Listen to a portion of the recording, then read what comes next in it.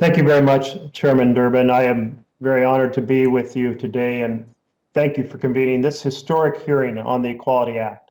I'm proud to sponsor this historic piece of legislation and to have worked in partnership with colleagues on the House side and so many leaders in the civil rights community to draft this legislation back in 2015. Now, here we are 6 years later, having this moment to finally start the important discussion in the committee to determine the path forward to end this historic discrimination against the LGBTQ members of the United States of America. I'm determined that we go forward to outlaw discrimination against LGBTQ Americans as we have outlawed discrimination on the basis of race, ethnicity, and religion. When our founders met in Philadelphia to break away from Great Britain, to create a new nation, they had some powerful, some revolutionary ideals. And perhaps the most revolutionary ideal of all, as Thomas Jefferson wrote in the Declaration of Independence, was that all of us are created equal and deserving of the same rights to life, liberty, and the pursuit of happiness.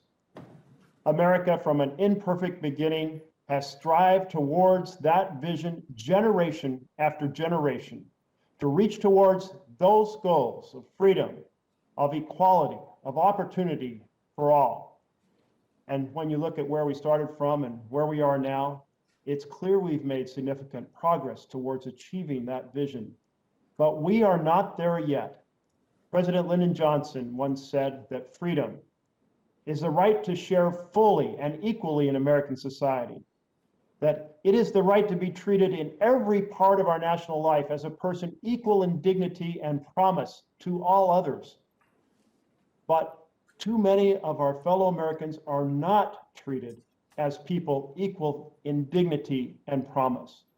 Too many cannot share fully and equally in society because each and every day they are submitted to discrimination, doors slammed in their face in aspect after aspect of our national life, all because of who they are or whom they love.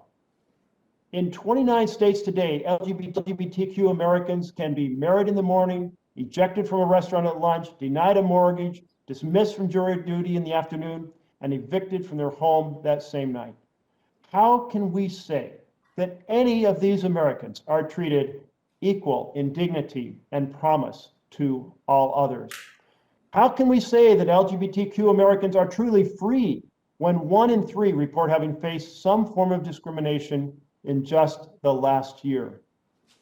How can we say, as Jefferson wrote, that all of us are created equal and deserving of the same rights when the law does not give the same rights and opportunities to LGBTQ Americans?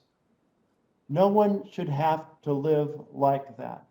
No one should have to live their life with the ugly curse of discrimination, slamming shut the doors of opportunity, preventing one's participation in so many aspects of our national life. That discrimination is the very opposite of freedom. It is the very opposite of dignity. It is the very opposite of equality.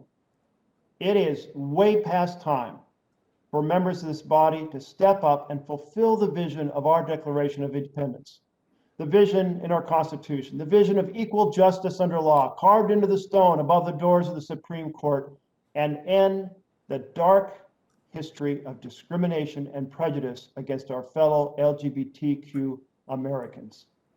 So thank you again, the chairman and ranking member, for holding this long overdue hearing.